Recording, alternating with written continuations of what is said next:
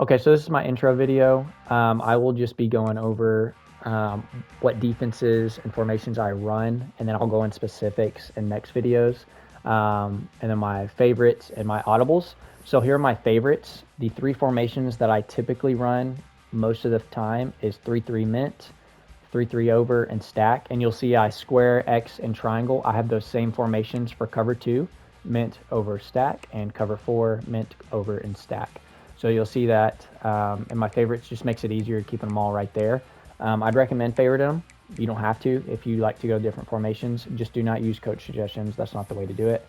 And then my audibles, everyone's the same. So an over, it's cover 4 quarters, man, cloud, or excuse me, cover 3, cover 2, mint, exact same, 4, man, 3, 2, stack, 4, man, 3, 2. So occasionally I might run double mug, but not very often. I can go over that later. But anyways, 3-3 over, 3-3 mint, and 3-3 stack. Each has their strengths and weaknesses. And but also you do need to know where the strengths and weaknesses of your defense are in the zones. So when you're using, so I'll just run this cover 3. And so typically, we'll just say we have 4 down linemen. So this guy, we're in a cover 3.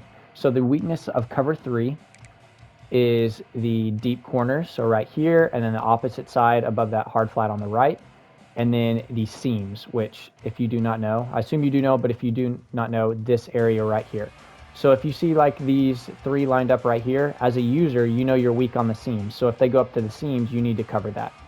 Of course, you may be giving something up underneath, but if they hit the seam shot, it could be a touchdown or like a 20-yard play. So, you know, with cover 3, you got to cover the seams. That's the most important with your user.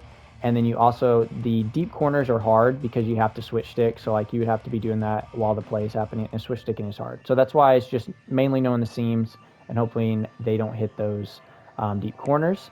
And then you've got cover 4. Again, pretend he's right there.